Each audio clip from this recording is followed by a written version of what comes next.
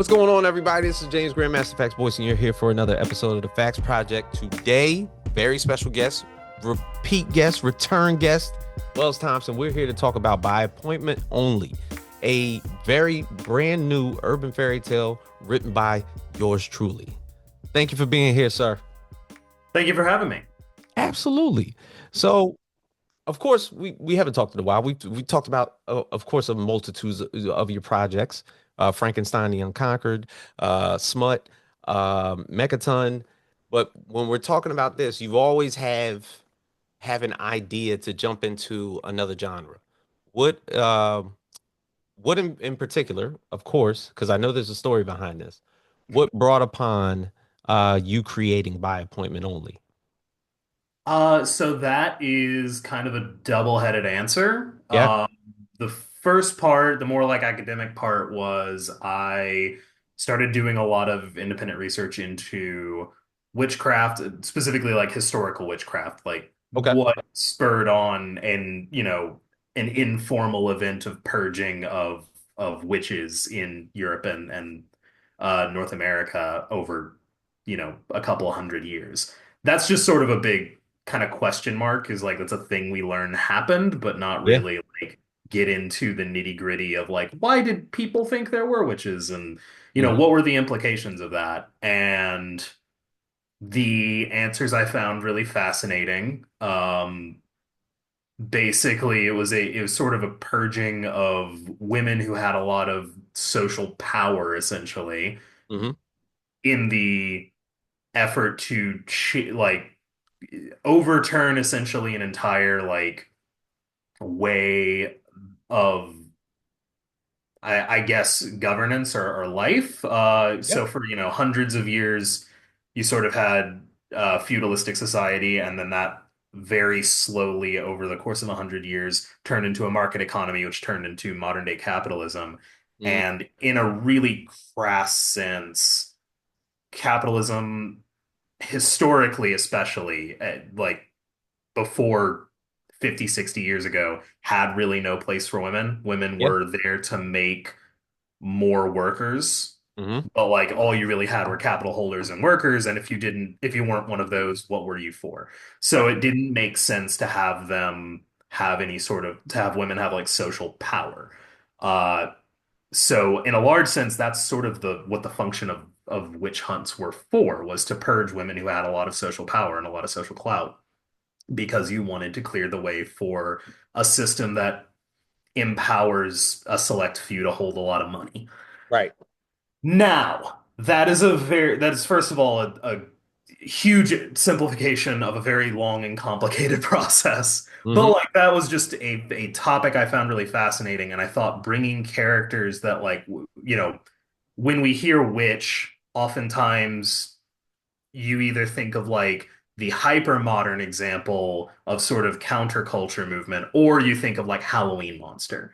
Yeah. Um, but like what a witch is in a modern sense would be just someone filling all the jobs that a community needs, but that like don't have a dollar sign attached to them.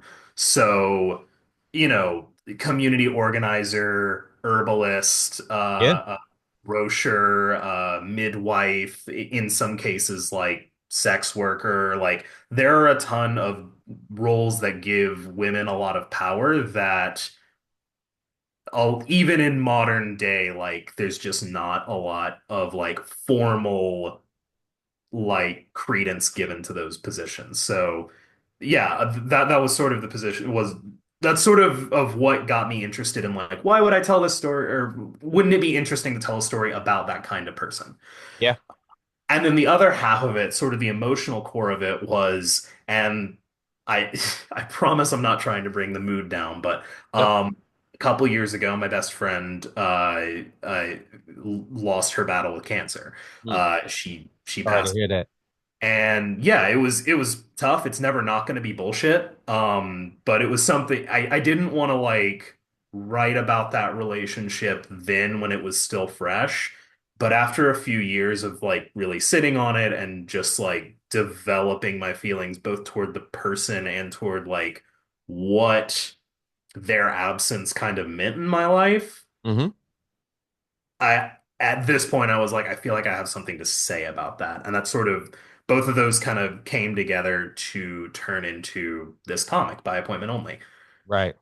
Now, the first part of your answer, the way that this is pretty much constructed, and I like the fact that you've done a little bit of history and have delved into the lifestyles of witches, where the simplified answers is like, oh, there's way too many women hanging together. We got to put an end to this, like that type of deal. Yeah. Or better yet, in this case, you have the character of Alice, who is the neighborhood witch in this story, Mhm. and the fact that she like is somebody just like has like a corner shop that concocts potions and everything like that, like Mhm. somebody that studies Eastern medicine and does alternative medicine at the absence of like a doctor or something like that. Like Sure. I don't go to the doctor, I go to Alice, like that type Sure. of I that. think I have so like right after the sample pages that you see, Hmm.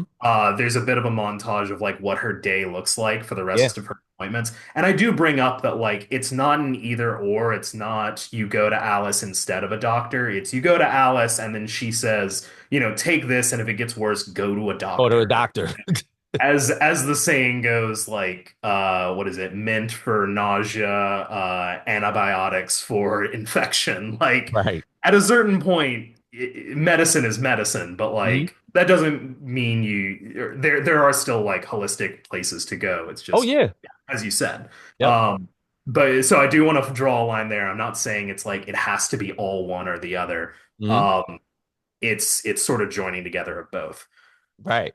And in this particular tale, when we're talking about the character of Alice, she has a partner, one that's been Mm, her friend for a very, very long time, and provides the business aspect of what she does. yeah. Scarlet. Yes. Scarlet is sort of the more modern woman, has been best friends with Alice since they were 6 years old, but brings a little bit more focus to her life, where Alice is the kind of person that like would very quickly burn themselves out trying to help everyone.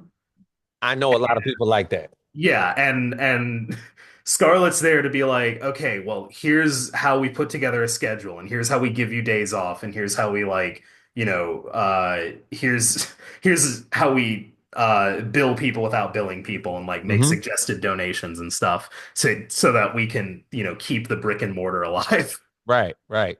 Like she Alice describes a person to me, and I know a couple people like this, where they're so intact to the act of caring that Mhm. they're so afraid to say no. Yeah, and you need someone there to kind of say no for you so that you Yeah. don't have to. They're like, Yeah, "Oh, you're I busy as hell. You can't fit that in there." exactly. Yeah, and I thought that dynamic was a really fun one to explore and just yeah, what winds up kind of giving the comic its heart, which yeah, exploring these characters has been fantastic. I love how much of a life they brought on.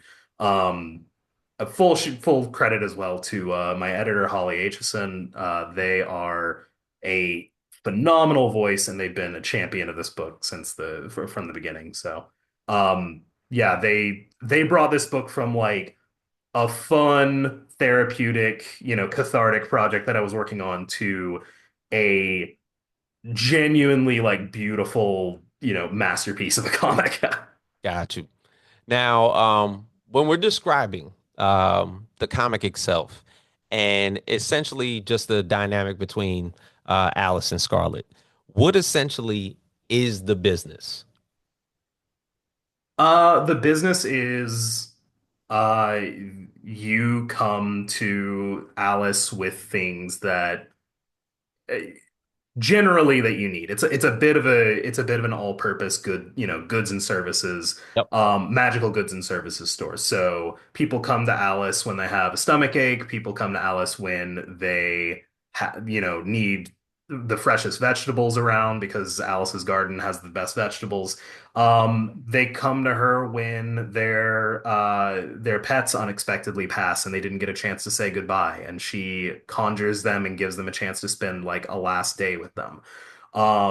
They go to her when they've been trying to get, a problem dealt with from the doctor, and the doctor won't listen to them that they have a problem. They go to Alice to see if there's another way around it.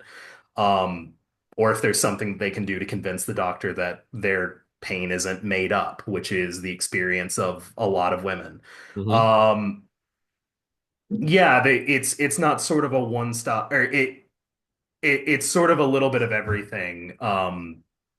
Which makes it difficult, I think. Well, part of the reason that we by appointment only became the title is like if you don't try to personalize it to everyone, then you just wind up running around doing everything and not getting anything accomplished. Right. Um, so you have to you have to segment it to go, okay, I'm dealing with your problem right now. I've prepped for it, we're doing it, but like we have to keep it structured or I'm not going to be able to help anyone. Yeah, in the ultimate sense of her being a witch and necessarily it's like if Home Depot had one employee. Yeah, kind of. Right. Or you went to Walgreens and like the pharmacist also had to restock all the shelves and check Right. you out. And And check you yeah, out. Yeah.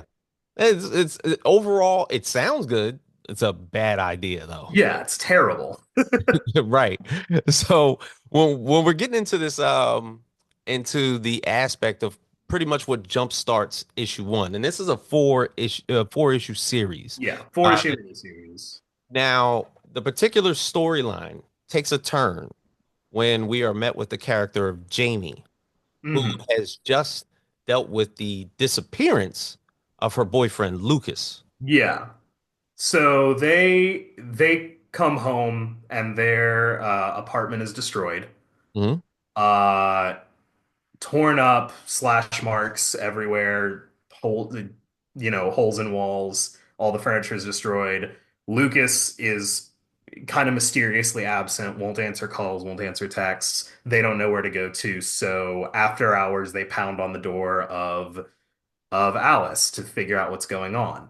Um, understandably frightened, and they Alice kind of against Scarlet's wishes brings them into the house Yeah. and attempts to help them, and very quickly discovers that there might be something supernatural going on here. Oh. So the absence of so Alice is like, I'm not the only one out here that might be a witch, or better yet, Well, they Alice is aware that there's other magical entities. okay. Magic Got is a little bit it's a little bit looser in the world of by appointment only, it. Hmm. where it's not like you are necessarily there are magical people and there are not magical people. I think that everyone sort of inherently has the ability to tap into magic Yeah. in some capacity. It's just if you aren't really good at using it, magic isn't a thing that it's not a pool of water that you siphon out and use at your disposal. It's sort of the liminal space hanging in the air around us. And if you try and grasp your hand around it, it will squish through your fingers. And if you try and grip it tighter, it might break your bones. Oh my. So if you're not practiced in handling it, if you're not like attuned to it, it can hurt you as much as it can help you. So yes, it's like it's not a secret to anybody that magic is I available. think magic is like an sort of an open secret. Yeah.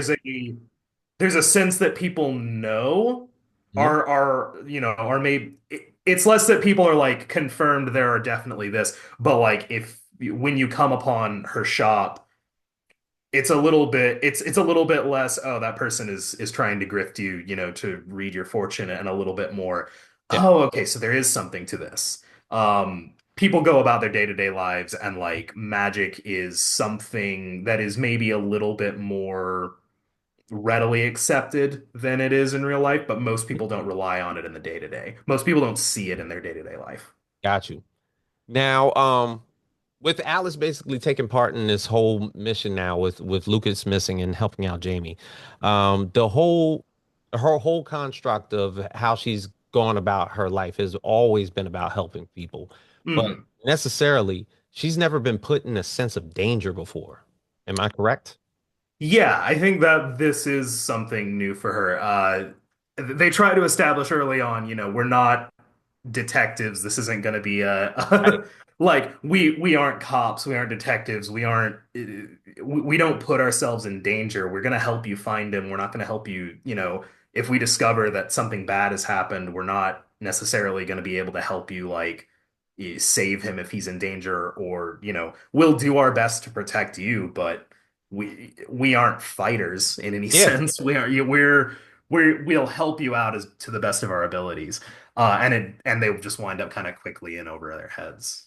Yeah, and it's almost like at this point, Scarlet kind of plays the vote of conscious person. It's like, Yeah, look, you got to snap out of this. I know you do a lot for mhm, everybody around here, but this is like kind of like a little bit too far. exactly. Scarlet is there to be like, do I know you want to help them? Is that something we can do? Right. Are you sure that's actually something we can do? Because if it's not, we need to back out now. Yeah. We need to say sorry, good luck. Let her call the cops. Right. Well, I think they did call the cops and then nothing came of it because they were like, well, it hadn't been 48 hours or there's no, reason to believe he's missing. So like unhelpful. So they went to Alice because that's kind of the word on the street, what you're supposed to do. If Yeah. things aren't working out through the proper authorities, go to the witch. Yep. And in the act of somebody overextending themselves so much, are more susceptible to a breakdown. Yeah, exactly.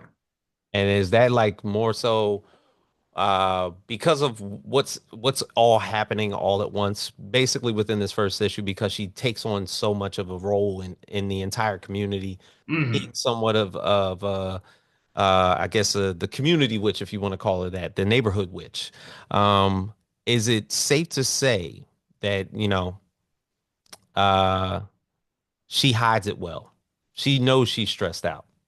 Oh yeah. No, her and Scarlet both are very good at like putting on a public face. Hmm. And then the pages that we just finished that we're going to we're actually about to put out an update with a few more sample pages Yeah, is after this act of like she brings a guy's dog back from the dead for a limited amount of time so that he can play with him and say goodbye and yeah, kind of get closure in that moment.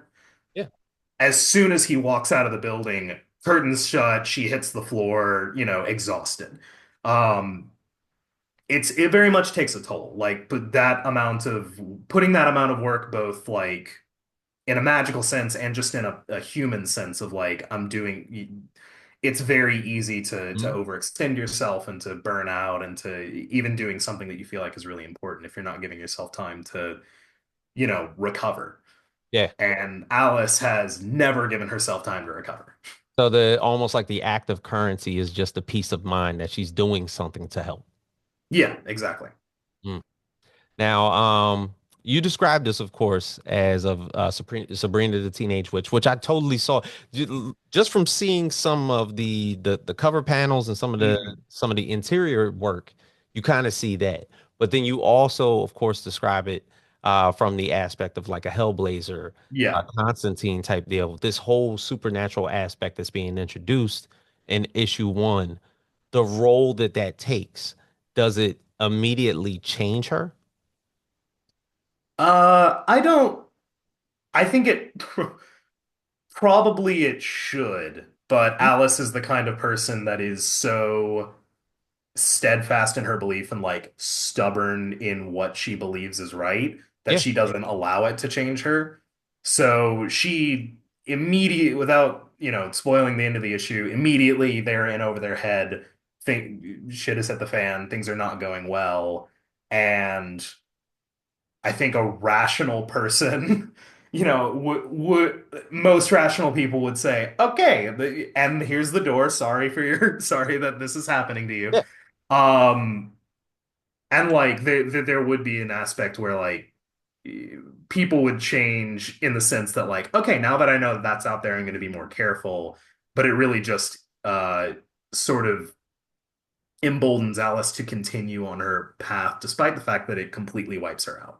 Right. She spends most of the next issue kind of recovering from the sort of sudden rush and pain of what happens at the end of this issue. Mm. Now, essentially, because she's taken on so much and she's always been advised by Scarlet as to the negative aspects of what could occur if you keep doing this. Does it instantly start to impact their relationship and their friendship? Um, I would say it slowly reveals the nature of their friendship. Hmm. They have a very, we'll fight behind the scenes, but when things come down, like we need to be united. Hmm. And they remain that way the entire time. But the longer that we stay with them, the more we see why, and the more we realize like how important this relationship is. Hmm. Um, yeah, I think it starts out the reader might have some questions about why given how different they are, obviously friendly, but like different they are, why Scarlet is kind of subjecting herself to Yeah. constantly having to put up with the, well-meaning but at times somewhat dangerous whims that Alice, has. It's Yeah. like I have to help someone at any cost. And the longer that we stay with them, the more clear that becomes, like why they have to stick together and why they would want to stick together. It's true. Yeah. You'll totally find, like, I guess, through this dynamic that, some people don't want to deal with an absent-minded person. Yeah, definitely not. So, necessarily, um, because of what has occurred, a almost like a supernatural occurrence, is Jamie essentially hiding something? Yes. Jamie's absolutely hiding something. Uh Jamie is hiding a lot, in fact. And the subject of whether or not they're being entirely truthful is a huge point of conflict That in was the rest of the story. that was going to be my next question. Be like, does she absolutely know why Lucas is missing? Yeah. I don't think they know 100%, but they do suspect and they do know more than they're saying. Right. And they are trying to protect, you know, themselves and other interests. And another thing, as I depicted, because I know you have a pet cat, you decided to put a cat in this book. Several. You several cats, I have in fact five pet cats. and you described Alice's cat as an idiot. Yes, because that's what an orange cat is like. God's perfect idiot. Yeah, no, I love the trope of like the talking cat or the talking familiar. Yep. Um, Very Sabrina the Teenage Witch. exactly, yeah. But like looking at Salem from Sabrina the Teenage Witch, Hmm. super snarky. I Yeah. believe he's like a human that's been transformed into a cat. He's very old. Sort of acts as like a pseudo mentor figure in some ways to Sabrina. Yep. Um, and and that's usually how that kind of character is portrayed. Like that archetype is like they're usually some kind of either equal companion or like friend or like very, usually they have some kind of wit or like sharp, Oh yeah. tongue about things. And that's sort of how people see cats a lot of the time is like, being very snarky and feeling like they're better than other people. Yeah. And my experience with cats, particularly orange cats, which is what I wanted, I knew I wanted Chester to be orange from the beginning because they have a very particular personality type, which is just Simple dudes. They're just simple dudes. This is the laser pointer in the corner type of thing. Exactly. Keep them Yeah. occupied. That's fine. Yeah, and like like I have an orange cat. His name is Cornifer. I love him to death. Uh, yeah, the guy's a little dumb, and I wanted to show. I don't even mean that as an insult. Just like we love him to death. We love him even more because of it. But they tend to be, very silly, and so we wanted to portray like what if a talking cat was just a cat still that just could talk. Um, and and sort of play with the whatever dynamic would come up there. And uh, I don't. It's not that he's a huge part of the story, but he just brings a lot of life to. Yeah. He brings a lot of flavor to the comic, and a lot of like you can kind of feel a little bit more texture in Alice and Scarlet's life as a result of him being around. Yeah. He has a great like back and forth with them. I love seeing him in any scene. I can't wait to see more of him like being drawn and being present in the comic. Yep. Almost in the same realm as Salem, because Salem talked a lot of shit. Yeah. Yeah. Yeah. Whereas Salem talks a lot of shit, whereas Chester, the cat in By Appointment Only, uh, says very helpful things like, "Hey, mom, I just threw up in your bed." Ah. See? Yeah, just throws little curveballs. Now, of course, we get introduced to a lot of these characters, and I feel like you described them very detailed in the Mhm. in the front of these Kickstarters. Is there throughout the next few issues when we're going into two, three, and four, is there going to be an introduction of a lot more characters being brought to mind? Of course, with the whole I'm going to say storyline behind Jamie and Lucas, Mhm. is there more at play? There's definitely more at play, and there's the mystery behind Lucas is not like a straightforward thing. Hmm. But I do tend to keep my character rosters pretty short, Yeah. just in any comic that I have. Um, that's I don't know if you want to call it a limitation or a bonus of my writing style, but I tend not to introduce like huge rosters of Yeah. characters. Um, I know. but there are definitely a couple that I'm keeping hidden, as an ace up the sleeve. But there's a big reveal of a significant character at the end of issue 2, for example, that I'm really looking forward to. Uh, but other than that, there's going to be a couple more significant characters presented, but for the most part, the core cast is Mhm. Alice, Scarlet, Jaime, and to an extent Chester Right, right. as a significant side character. Now, also in the same realm, you talked about the historical value behind which is in this storyline and how it pertains to the storyline. Is there any aspect of that that is, I guess, dominant over Alice's character? I think Alice is just very aware of both the importance of her role and like the historical importance of Yeah. of what she's doing and how necessary it is for like the health of her community, and also to an extent like isn't ignorant of the fact that she is putting herself in some amount of danger just by doing this.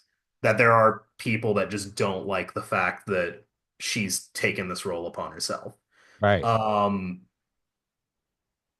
yeah, I think she's very proud of the fact that she's a witch and that she's the neighborhood witch.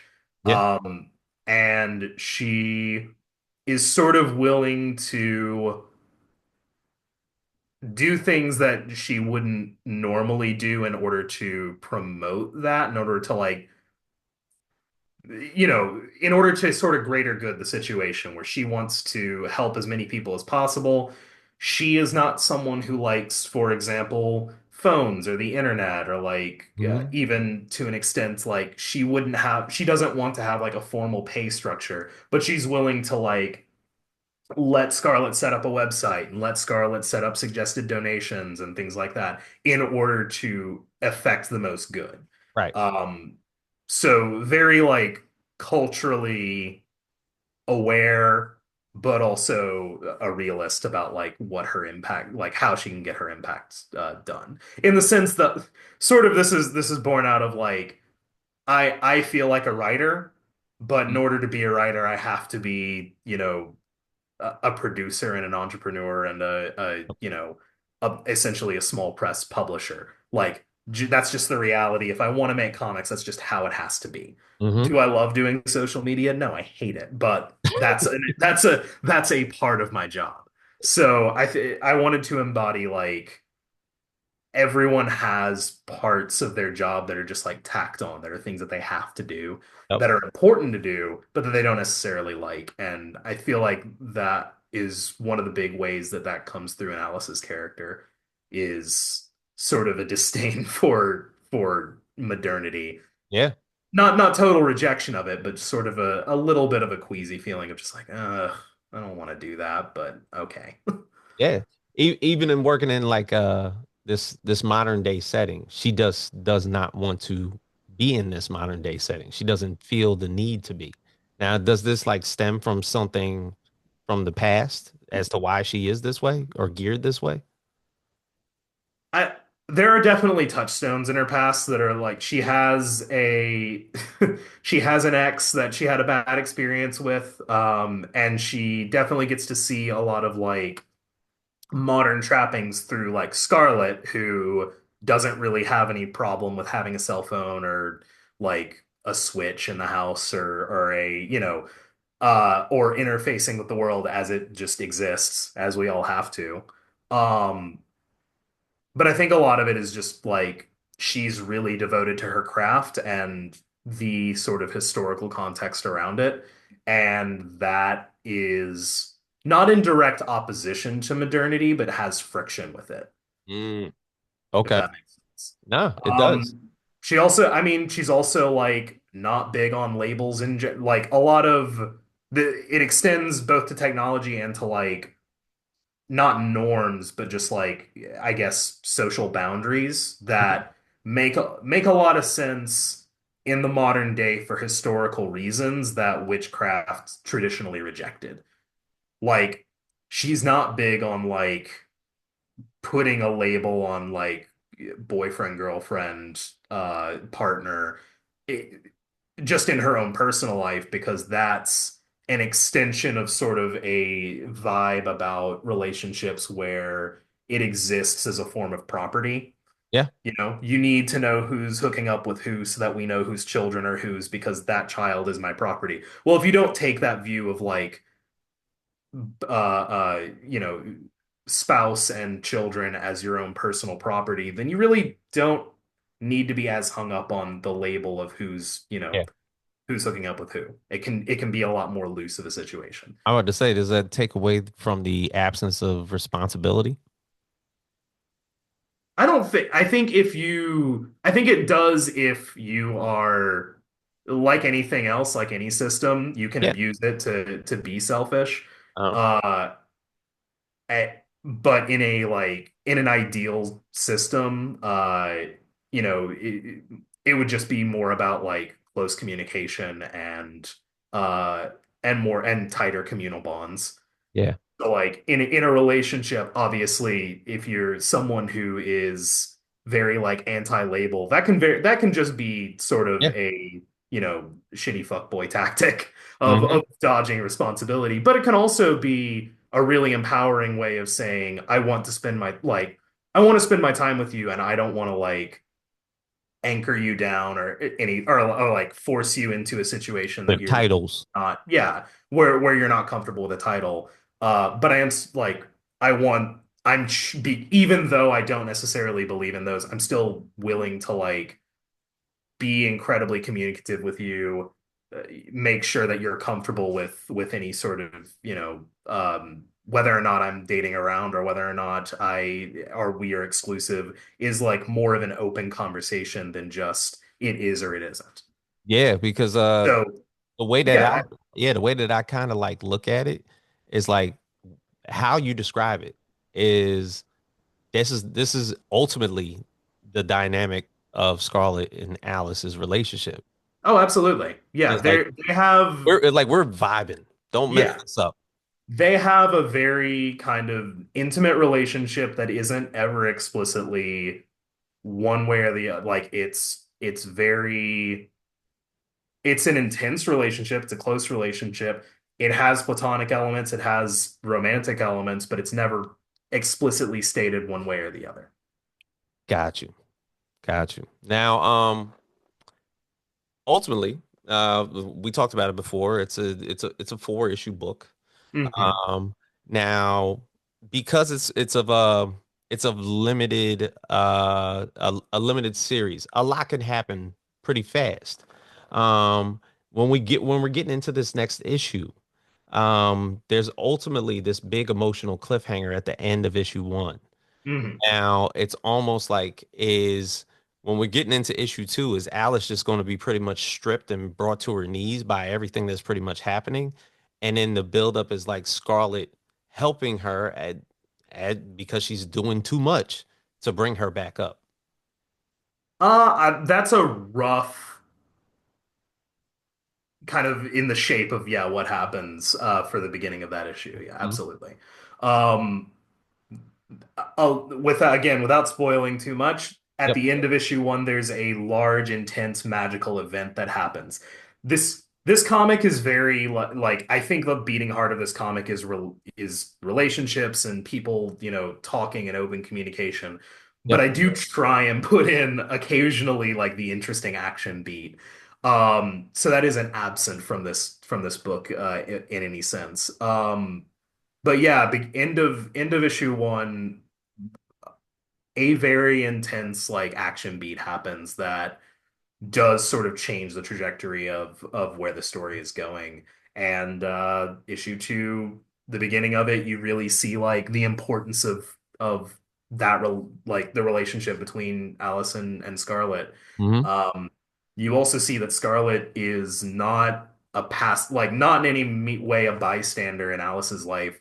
She's extremely active and frankly pretty pissed off that whatever Jaime did to bring this on to them, Hmm. uh whether intentional or not, like she still did it. Yeah. They wouldn't be in the situation if Jaime wasn't there. So, she has some pointed words for Jaime for sure. Got you. And does Scarlet, I guess for the most part in Alice's case, does she like being an emotional crutch? I think it's a little bit more complicated than that. Uh, I don't think Scarlet views it as being an emotional crutch, and for reasons I'm not going to get into right now that Okay. are revealed over the course of the series, Scarlet feels really indebted to Alice and wants to be there for her on, in a really big way. Um, so I don't think it's necessarily like she feels like she's doing emotional labor for Alice Hmm. so much as it is like she is there to fill in the gaps when Alice can't do everything because Hmm. Alice very much wants to do everything. Man.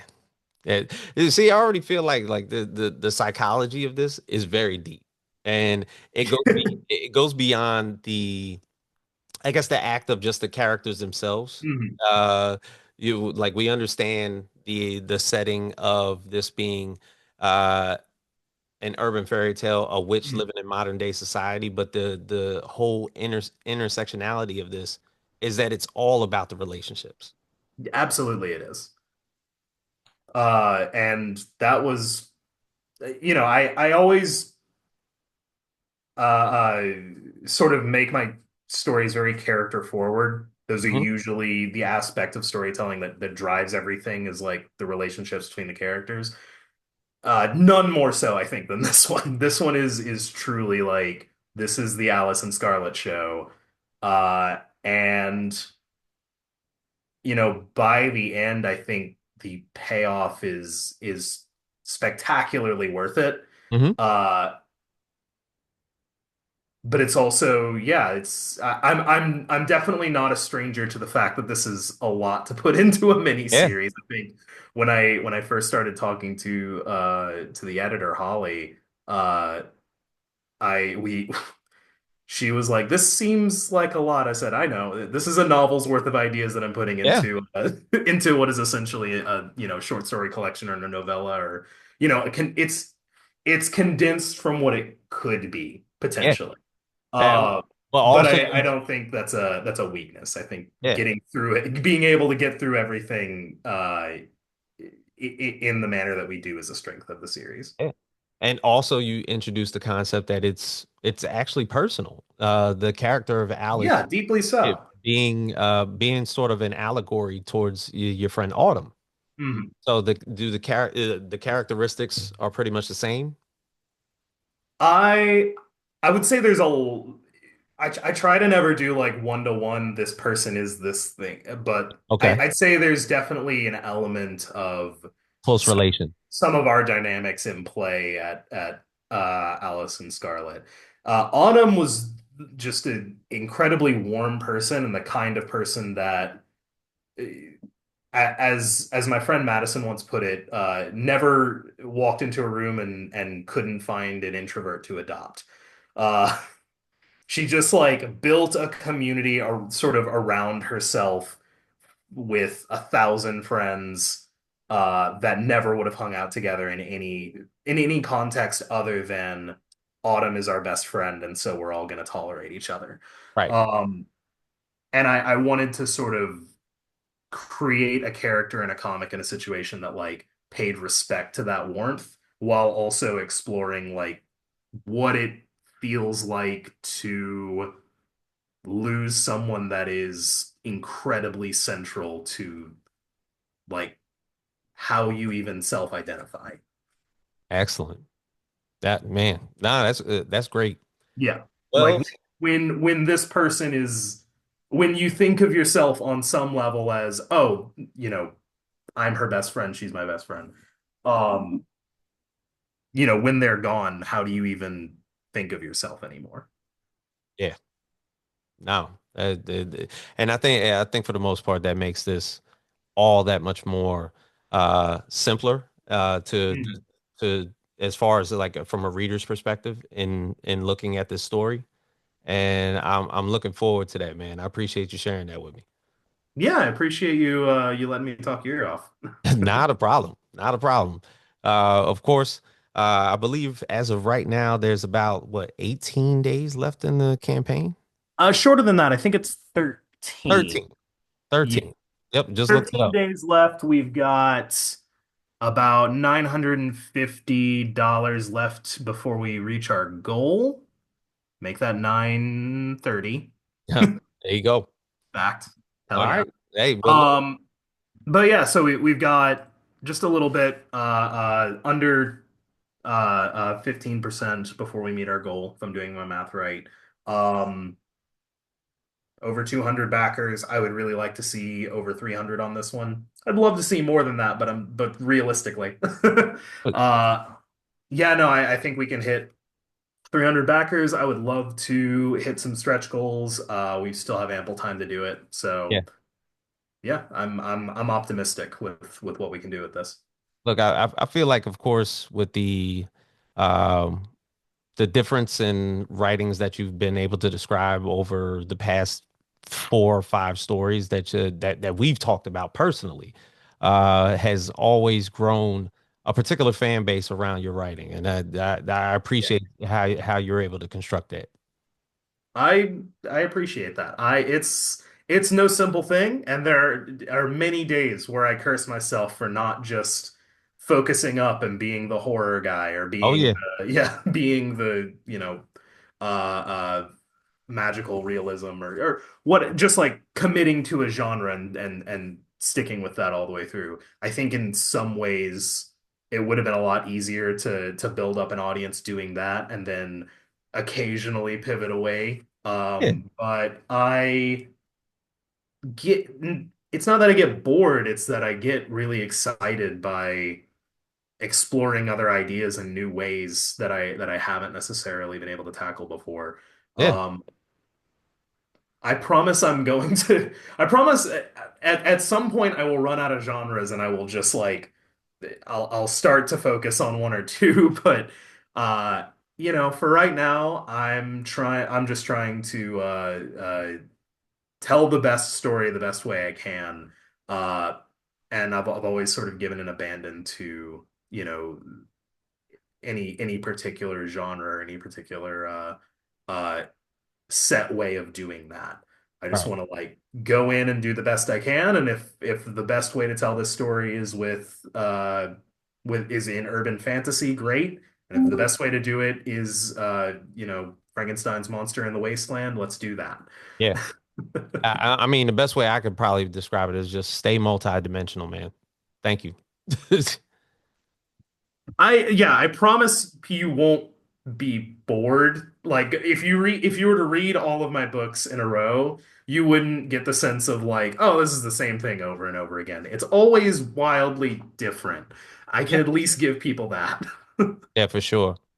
All right. Well, Wells, 13 days left on by appointment only. I appreciate you all, as always, doing this with me.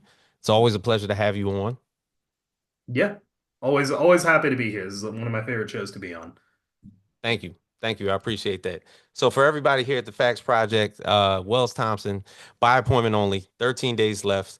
Thank you for being here once again. And for everybody here at the Facts Project, we are out.